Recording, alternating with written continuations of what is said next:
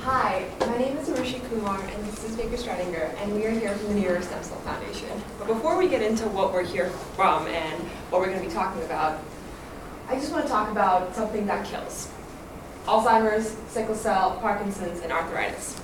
Not only are symptoms of these diseases hard to cure, but the cells that are wasted away in these diseases are completely unable to regenerate. Not only does this make them deadly, but it also makes them spread like wildfire. However, there is a miraculous solution to such deadly diseases. Let me ask you a question. Do you like your life? Yes? Raise your hand. Yes? Awesome. Then this presentation just became incredibly relevant to you. How do we fund this miraculous solution? You're asking the New York City Grant Foundation for $25,000. What will this money do? The biggest thing that this money will do, it will save hospital time. Okay, so here at the New York Stem Cell Foundation, our goal is to accelerate cures for major diseases through stem cell research. And I know most of you guys probably don't have any clue what stem cells are or what they do. So we're going to show you a little short clip to give you a basic introduction to what stem cells are and what they do.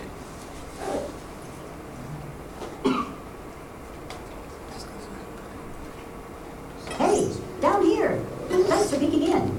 You know how people say you can grow up to be almost anything you want? Well, like you, I have lots of potential. I'm a stem cell.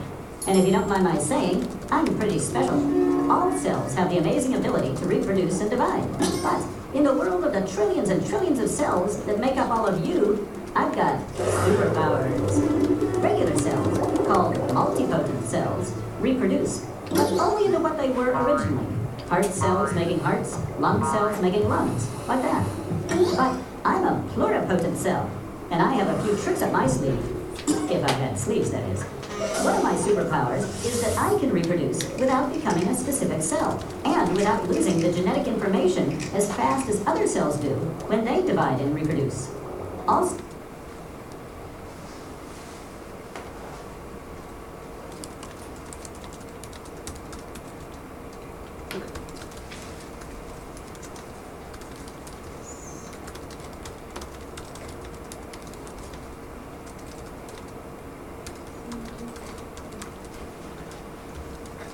So, a quick recap of what we just did. So the dictionary definition is that these are undifferentiated cells that are capable of giving rise to infinitely more cells of the same or different type. Basically what they do is that they become lung cells, heart cells, skin cells, whatever kind of cells in the body, which is tremendous potential to cure basically any disease. To put it into perspective for you, imagine you're in a car crash and your head hits the windshield. The chance of you regaining those brain cells is none. You're never going to get those brain cells back. But through stem cell therapy, you actually have the potential of gaining all of those cells back. And that is a huge medical advancement. So there are different types of stem cells. Stem cells, of course, develop into many different cells in the body. But the two major types are pluripotent and embryonic. Pluripotent stem cells have the ability to form all types of adult cells. So they can basically form just the type that they were lost in. So for burn victims, they can form skin cells. For patients with Parkinson's, they can form brain cells. But embryonic stem cells can form into any type. They don't need to be in a certain position in the body to form, which is, again, incredible. So the biggest pros are that for the gut and bone marrow that need repair and replacing, when they get worn out, these stem cells can actually go back and just repair those without having to take really large needles and interject them into your body and create those cells. Because embryonic stem cells, you can get unlimited amounts of cells anywhere. So patients that have cells that are dying, such as Alzheimer's or Parkinson's, introducing these cells back into the body can just create new cells and make it so that the disease didn't even happen. And the biggest thing also is that they can reverse effects of aging and they can prolong life. Okay, so this is a quote from Miss Solomon, who's a co-founder of our foundation. And this is talking about the need for the foundation and why she was a founder. The erratic government support that stem cell research receives it's honestly astonishing because the government does not fund any stem cell research that we know of, because the government leaves it up to private organizations to do their own stem cell research. And if the government is doing stem cell research, they do not disclose any research that they have done or spent money to do. Also, we see that there's a giant gap in research done at universities, and then research done at universities and institutions, and then that does not relate at all to the medical industry and the delivery of medicines and pills and the treatment of patients. And this is just a very, very big deal because the government has played no role in supporting stem cell research at all, even though it is one of the most promising medical advancements we have. Again, this is another quote from Ms. Solomon, who's the CEO and the co-founder of our organization. And this is talking about an award or an acclamation we received from Time magazine, which is a prominent magazine in the United States. And we received this because we turned a skin cell, embryonic stem cell, through nuclear transfer. We turned a skin cell into, we used nuclear transfer with stem cells, which is the first time it's ever been done.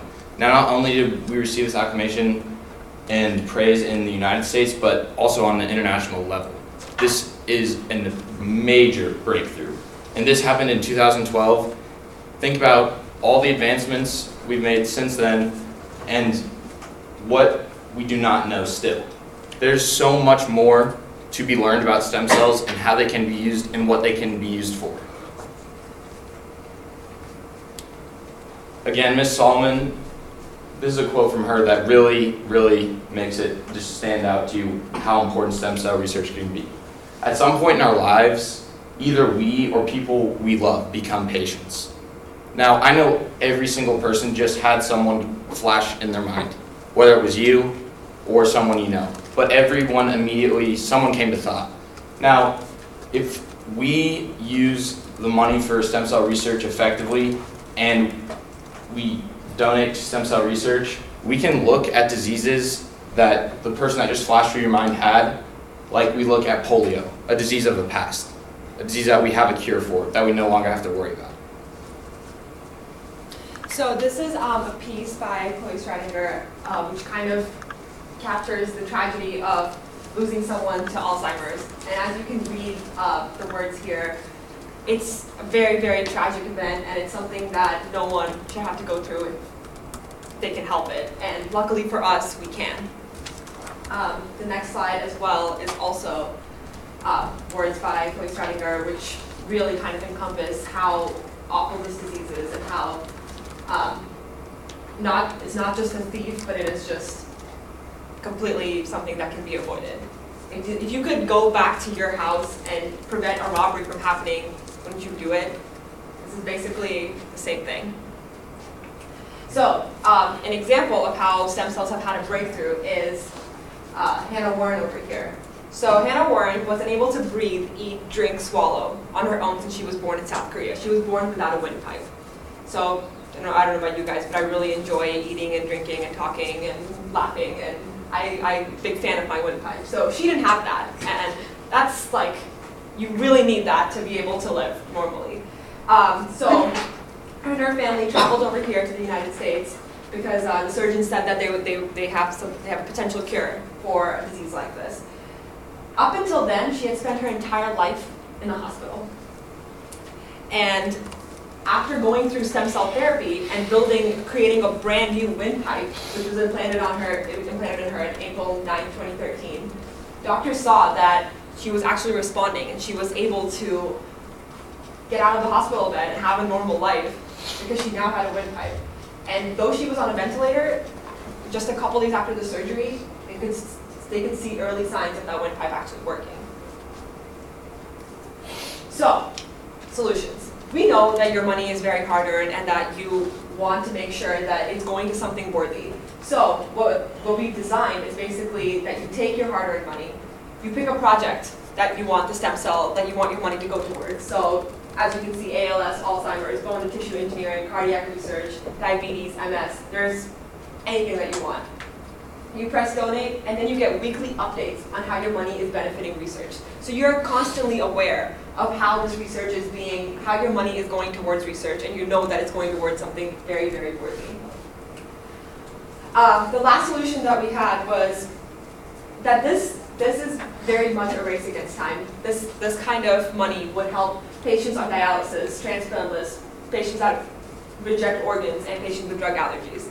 According to Everyday Health, the organ rejection rate is 48%.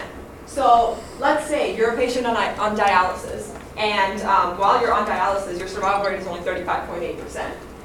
You luck out and you are now on the transplant list. After being on the transplant list, you're lucky enough to actually get an organ. The chances of you rejecting that organ is already 35.8%. Miraculously, you don't reject that organ and you're fine. You have to be on unlimited amounts of immunosuppressants for the rest of your life to make sure that that organ is adjusting well in your body. And the drug allergies with that would be about 16.6%. If we had stem cells, so your body would think that it's just creating its own organ, none of this would even be applicable anymore. Thank you for listening, and to conclude, I want you to think of the person that flashed through your mind one last time. And that is the reason why we should receive this grant, and that is the reason why stem cell research is so important. Thank you.